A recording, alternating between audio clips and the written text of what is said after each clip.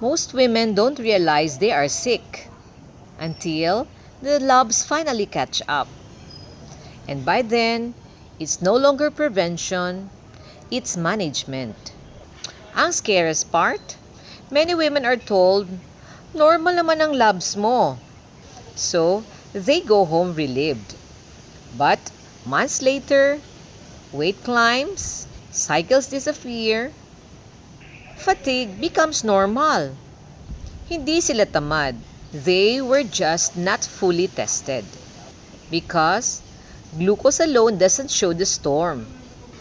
Insulin rises years earlier, while inflammation damages silently.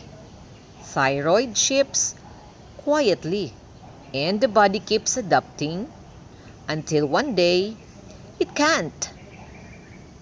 This is why educated women don't wait for disease.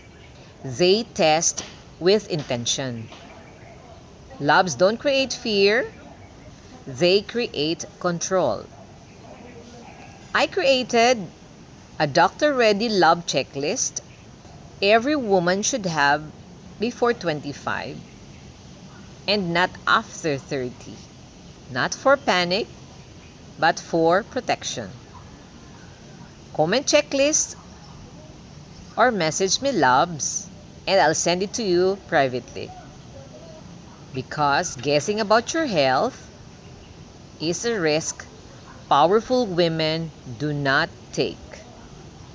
This is Nurse Felaine, your health advocate queen saying, eat healthy, live wealthy.